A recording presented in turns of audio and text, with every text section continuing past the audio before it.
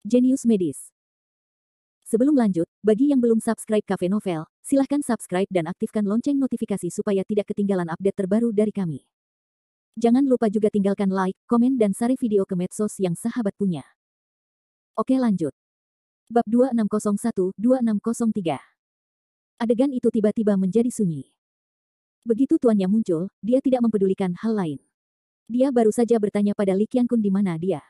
Orang-orang sangat merasakan bahwa tuan tua itu sangat mementingkan Li Qiankun. Hal ini membuat Huang Fuzhou dan yang lainnya merasa lebih haus dan rumit. Zhang Lingyu ragu-ragu dan menjawab, "Tuan, dia pergi lebih dulu, tetapi dia pergi untuk mengatakan bahwa dia akan kembali secepat mungkin." Tuan tua itu mengerutkan kening. Memikirkan apa yang mungkin dilakukan Jericho Li, dia mengangguk, karena dia akan pergi untuk sementara waktu, mari kita mulai kompetisi Luo Tian Dajiao. Begitu ucapan ini keluar, banyak orang langsung tercengang. Dan pendetanya. Dulu ada pembicara pembuka ya. Semua orang saling memandang. Menurut kebiasaan festival Luo Tian di masa lalu, setelah sang master datang untuk berbicara, dia akan mengatur seseorang untuk memberikan pidato, kemudian mengumumkan peraturan kompetisi, dan akhirnya kompetisi dimulai. Mengapa master kali ini menghilangkan semua langkah? Bahkan Zhang Lingyu tercengang, tetapi dia segera menyadari bahwa Jericho Li adalah pembicara yang diatur oleh guru surgawi yang lama. Sekarang setelah dia pergi, dia secara alami menghilangkan langkah-langkahnya. Ada juga beberapa orang di tempat kejadian yang ingin mencari tahu sedikit maknanya, dan tidak bisa menahan nafas. Sepertinya tuan tua sangat mementingkan Li Qiankun. Ini luar biasa. Huang Fuzhou tidak bisa menahan diri untuk tidak menghela nafas. Di satu sisi, Zhou Changlin diam-diam berpikir bahwa Tian Qiao yang tak tertandingi, yang dapat dengan mudah membunuh orang mati, adalah orang yang paling cocok untuk berpidato. Hal ini tidak hanya dapat menginspirasi murid-murid muda dari sekolah-sekolah besar yang berpartisipasi dalam festival Luo Tian, tetapi juga menarik lebih banyak perhatian. Dia pasti akan memilih Li Qiankun sebagai pembicara terbaik.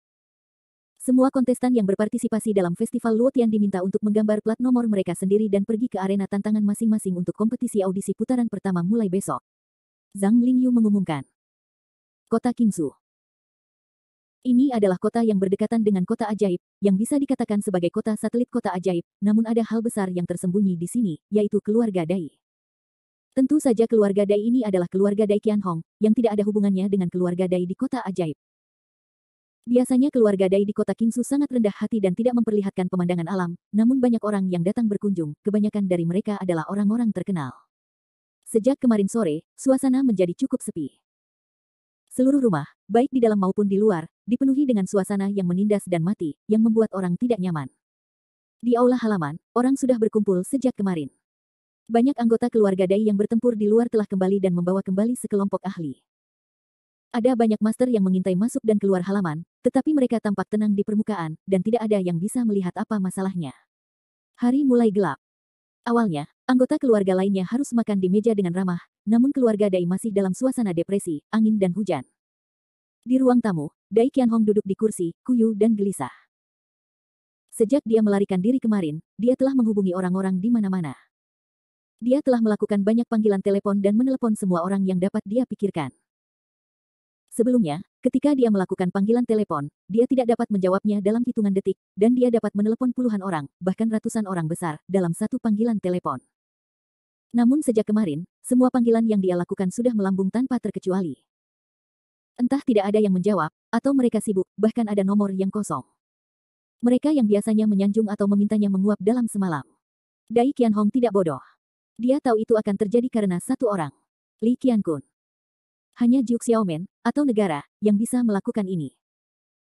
Meskipun dia telah memberikan banyak kontribusi, kali ini dia sepertinya telah menendang lempengan besi, menyebabkan semua energi yang dia miliki menjadi sia-sia. Bahkan Chun Yuhang dan Gong Huayang, yang dulu sangat dekat dengannya, menghindarinya. Ketika mereka menelepon, mereka mencoba segala cara untuk mencari alasan untuk menutup telepon. Parahnya lagi, tadi malam, Duan Lao mengirimkan pemberitahuan ke Dai Chong. Mengingat apa yang telah dilakukan Dai Chong di reruntuhan Sungai Lohe, dia dicopot dari jabatannya dan tidak akan pernah dipekerjakan lagi. Selain itu, apa yang dilakukan Dai Huaqiang juga berdampak pada Dai Feng. Meski posisi Dai Feng dan lainnya tidak terpengaruh, tidak mungkin mereka ingin dipromosikan lagi dalam waktu singkat. Untuk sementara waktu, keluarga Dai di kota ajaib mengertakkan gigi pada Dai Huaqiang, si bodoh, dan bersikeras membunuh kerabat mereka dengan adil. Keluarga Dai di kota Qingzhou berada dalam krisis yang belum pernah terjadi sebelumnya. Dai Qianhong sangat marah.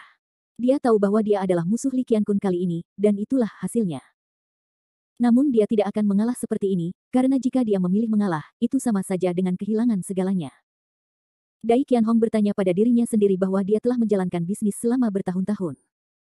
Bahkan jika dia sendirian sekarang, dia masih bisa menemukan beberapa pembantu. Misalnya, beberapa ahli yang menyerah pada perjamuan Mo Tianxing dan kemudian berbalik, sekarang mereka hanya bisa bertarung dengan Li Qiankun sampai akhir. Tentu saja Dai Qianhong tidak berharap terlalu banyak dari para ahli ini, karena orang-orang ini pernah menyerah pada Li Qiankun sebelumnya, mereka membuktikan bahwa kekuatan mereka tidak sebaik Li Qiankun. Tuan Dai, meskipun Li Qiankun memiliki kekuatan yang luar biasa, bukan berarti dia tidak terkalahkan. Kami telah mengumpulkan begitu banyak orang dan memasang jaring. Selama dia datang, dia akan mati. Anda dapat yakin. Lelaki tua, yang kelihatannya berusia 70-an, mengingatkanku dengan penuh arti. Ya. Apa yang dikatakan Tuan Feng benar. Apa yang dikatakan Tuan Feng adalah apa yang ingin kami katakan. Semua ahli di sekitar, begitu mereka melihat mulut lelaki tua itu, mereka segera mengikutinya. Tentu saja, itu bukanlah pujian yang tidak masuk akal. Kepada orang tua, tetapi orang tua itu tidak sederhana. Tahukah Anda, siapa yang bukan orang sombong di sini? Orang yang bisa membuat mereka tersanjung pasti sudah mencapai titik di mana mereka yakin dengan kekuatan mereka. Dai Qianhong menghela nafas, saya mengerti. Itulah yang dia katakan, tapi dia masih cukup kesal. Namun, Dai Chong dan yang lainnya tidak bisa menahan diri untuk mengangguk. Mereka semua tahu detail dari lelaki tua itu. Angin dan langit. Pria ini adalah saudara dari sesepuh dewa air masyarakat, yang pernah dikawal oleh Long Xiangyang dan yang lainnya untuk mewarisi batu tersebut. Nama aslinya adalah Feng Tianjue. Dia adalah putra dari Feng Tianyang, salah satu dari 36 pencuri.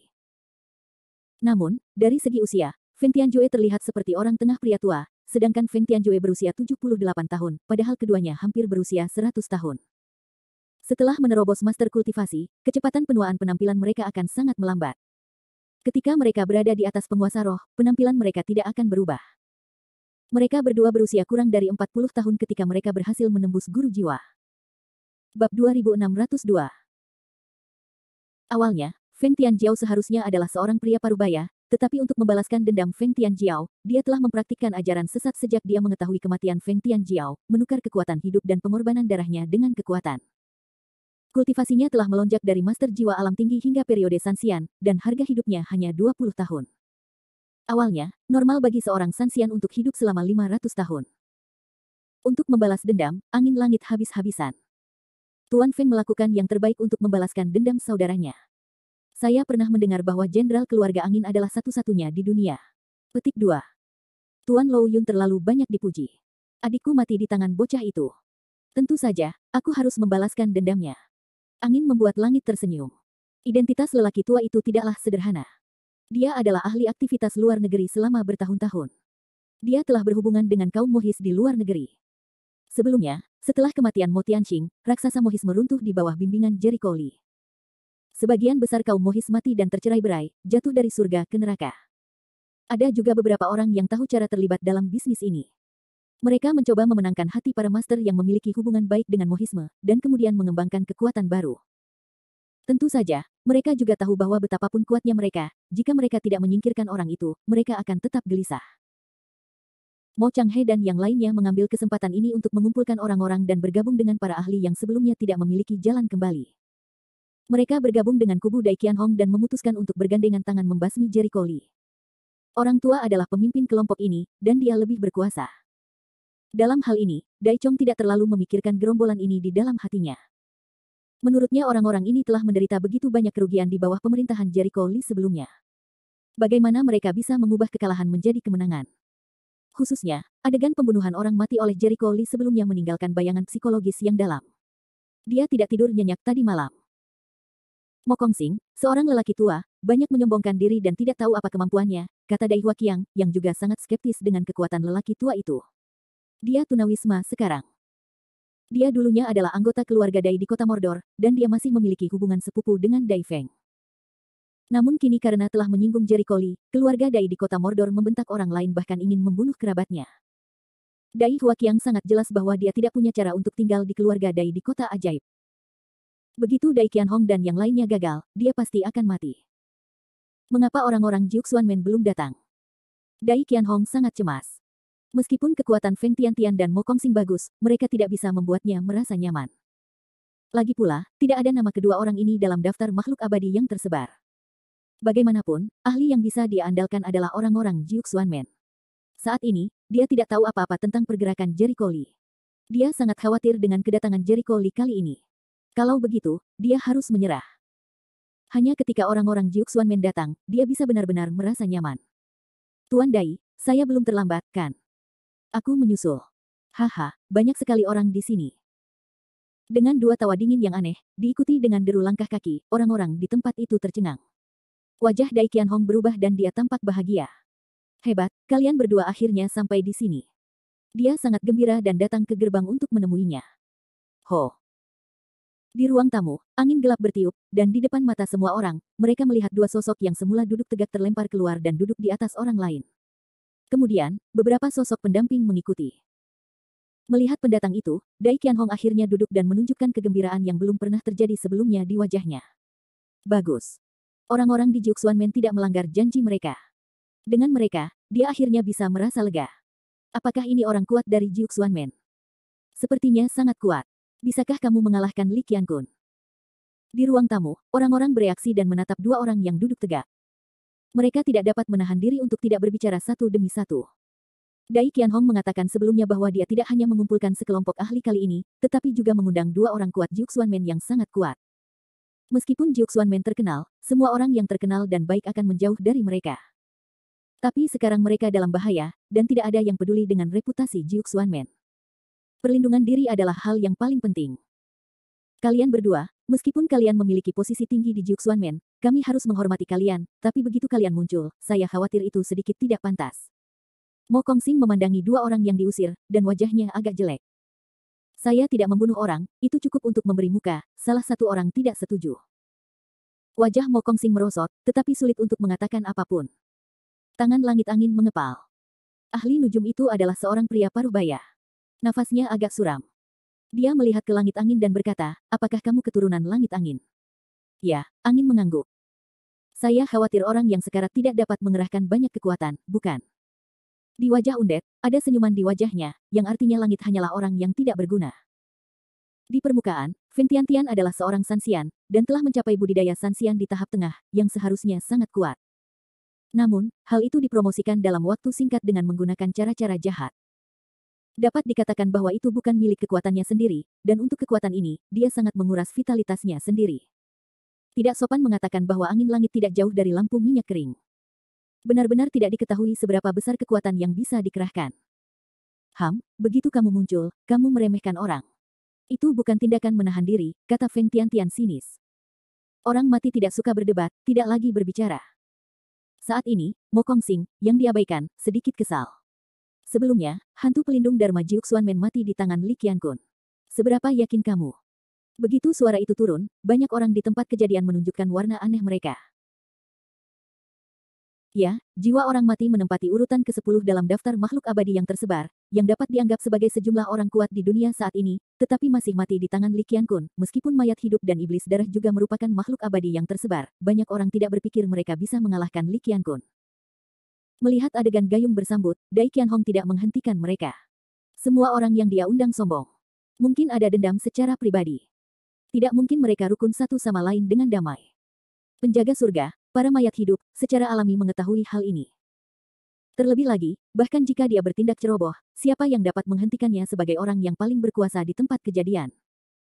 Segera, dia menatap Mo Kongxing dengan dingin, jika Mo Tianxing masih hidup, Anda tidak ingin memiliki pendapat yang sama dengan Anda. Sekarang dia sudah mati, siapa yang memberimu keberanian untuk menjadi liar di sini? Bab 2603.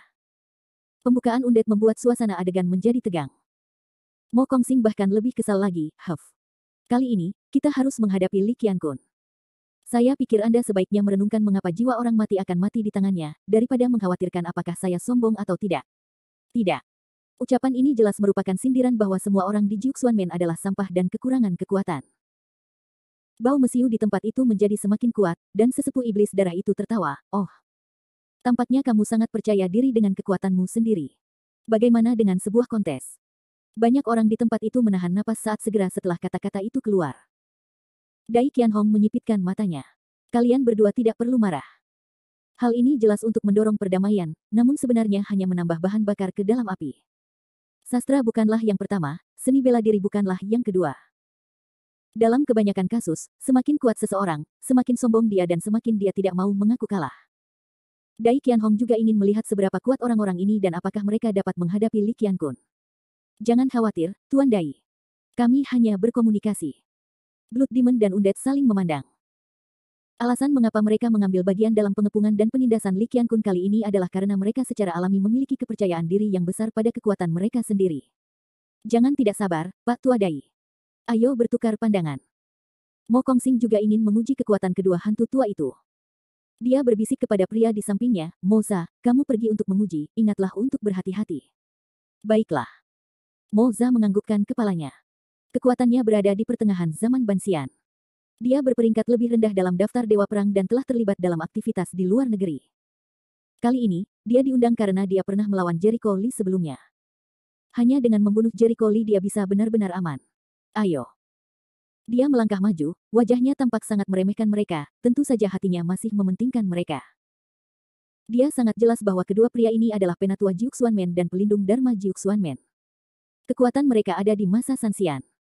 Mereka jauh lebih baik dari diri mereka sendiri. Dia mencoba yang terbaik untuk menguji kekuatan mereka. Penatua Iblis Darah menggelengkan kepalanya, lalu mengangkat tangannya dan membenturkan kepalanya. Orang-orang di tempat kejadian saling memandang, tidak begitu jelas tentang situasinya. Mereka hanya tahu bahwa orang-orang Jiuxuanmen selalu suka mempelajari beberapa trik jahat dan keji. Segera, mereka menyadari bahwa dengan ketukan berirama jari iblis darah, dia tidak berbeda, tetapi wajah Moza tiba-tiba menjadi pucat. Ah! Moza menutupi dahinya dengan dua tangan, dan keringat dingin turun. Akhirnya, dia menutupi dahinya dan berkubang di tanah. Apa masalahnya? Sepertinya Moza terkena seni jahat. Tidak, ini serangan jiwa. Mereka semua tiba-tiba menyadari bahwa Jiuxuanmen selalu suka mempelajari metode hantu, dan serangan terhadap jiwa pasti merupakan trik bagus mereka, dan serangan terhadap jiwa selalu tidak berdaya. Siapa yang tidak menyangka bahwa tindakan biasa dari tetua iblis darah telah menyebabkan kerusakan parah pada Moza? Ini adalah kutukan jiwa. Mo Kongsing mengenali gerakan ini, yang merupakan sejenis serangan jiwa yang mirip dengan kutukan. Gerakan ini sangat mengerikan dan tidak dapat dicegah. Namun, dia merasa bahwa Moza tidak boleh dicegah. Tidak dapat melanjutkan seperti ini. Setidaknya Moza juga semi-abadi. Moza mendengus, dan auranya berfluktuasi dengan hebat. Kemudian dia berkumpul di lautan pengetahuan dan membangun penghalang untuk bertahan melawan kutukan tapi pada awalnya, gerakan ini tidak bisa bertahan, dan kemudian dia mengerahkan kekuatan jiwanya untuk bertahan, yang bisa mencegah kutukan jiwa yang mengeluh, dan wajahnya terlihat sedikit lebih baik. Moza bertahan. Hebat. Tutut, konon Li Qiankun juga pandai dalam serangan jiwa. Jika dia bisa bertahan dari serangan jiwa, Li Qiankun bukanlah apa-apa. Sekelompok orang berseru bersemangat, bahkan merasa bahwa Moza memiliki kemampuan untuk bersaing dengan Li Qiankun. Untuk bertahan dari serangan kutukan dendam dengan kekuatan jiwa. Itu sedikit otak, mata sesepuh iblis darah memancarkan warna yang aneh, sudut mulutnya tertarik, tapi itu hanya sebatas ini. Dia mengangkat tangannya, jari-jarinya sembarangan, lalu semua orang melihat, kulit kepala tinta Za tiba-tiba melotot, seolah bengkak. Kepala Moza semakin besar, sepertinya meledak. Huhu. Moza menghela nafas berat, keringat mengucur, wajahnya menjadi semakin putih, dan ekspresinya sangat ganas. Dia mencoba menekan campur tangan kekuatan kekerasan itu, sambil mengertakkan gigi. Melihat ini, Mo Kongsing mencibir, sepertinya tidak bermegah begitu banyak, Moza, bagus sekali. Benarkah? Wajah sesepuh iblis darah itu acuh tak acuh. Itu adalah ular hitam dengan inti ular. Penampilan ular itu menakutkan, dan cat hitamnya membuat orang bergidik. Tinta Zaa melihatnya, jantung bertepuk tangan deng, kekacauan besar inci persegi, cepat menghindar. Namun, kecepatan ular itu sangat cepat, desir terbang, hingga menggigit Tian Linggai miliknya. Ah! Moza menjerit melengking, seolah sangat menderita. Mo Kongsing mengerutkan kening, mengambil pil dan melemparkannya, itu hanya ular berbisa. Ada pil penawar yang tidak bisa mati. Namun, Moza berdiri di tempat yang sama dengan bodohnya, dan wajahnya mati rasa. Apa yang kamu lakukan di sana? Ingin mati karena keracunan? Mo Kongsing mengomel dengan marah. Moza masih berdiri, tidak bergerak. Ketika semua orang sangat bingung, Mo Kongsing mengerutkan kening dan berkata kepada salah satu dari mereka, pergi dan lihat. Orang itu berjalan melewatinya, mendapati Moza berdiri dengan bodoh. Ekspresi wajahnya kusam, dia mengangkat tangan untuk bergoyang di depan Moza, mendapati Moza tidak bereaksi. Ini. Dia tertegun dan menangis dengan tergesa-gesa, dia tidak bereaksi. Apakah dia sudah mati? Apa? Wajah Mo Kongsing berubah, dan dia bergegas mendekat dan mendorong. Bang! Seluruh tubuh Moza langsung terjatuh. Mati. Adegan itu terdengar suara AC terbalik. Bagaimana mungkin? Garis tinta yang kosong juga menatap dengan mata besar, wajahnya tampak seperti neraka. Haha, ini ular iblis darah kita. Ia hidup dengan menelan jiwa manusia. Jika ia menelan jiwa manusia, ia akan menjadi idiot dan mati dalam sekejap. Sulit bagi makhluk abadi untuk menyelamatkannya. Tetua iblis darah menjelaskan sambil mencibir bahwa ular kecil itu telah kembali padanya.